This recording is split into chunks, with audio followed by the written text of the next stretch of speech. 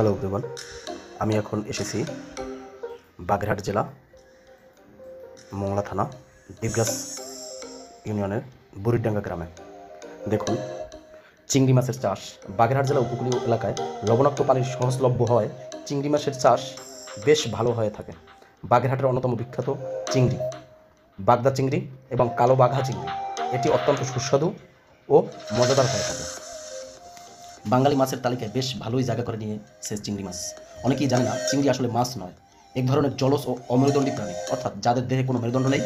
চিংড়ি মাছ শব্দটি বহুবার উচ্চারণ করে সুস্বাদু অমেরুদণ্ডী প্রাণীতে মাছের বর্ণিত করার নিরন্তর প্রচেষ্টা চলছে। বিশেষ কোনো শব্দ ব্যাপক উৎপাদন হয় বহুলভাবে চিংড়ির উচ্চারণ করে অর্থনৈতিক গুরুত্ব শব্দ বেশি, প্রতিভাবে বেশি প্রচুর পরিমাণে বৈদেশিক মুদ্রা আয় হয়। মাছ হিসাবে চিংড়ি সবাই পরিচিত লাভ করেছে।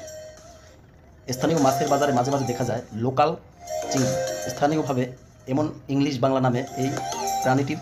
বন্ধুরা, এখানে দর্শনার্থীরাও এসে দেখে কীভাবে মাছ চাষ করা হয় এবং এই মাছ চাষ দেখে বিভিন্ন দেশে মাছ চাষ করা হয়। এই জন্য আপনারা যারা মাছ চাষ করবেন অবশ্যই এখানে আসবেন। ভিডিওটি ভালো লাগলে লাইক, কমেন্টস ও শেয়ার দিয়ে পাশে থাকেন। ধন্যবাদ সবাইকে।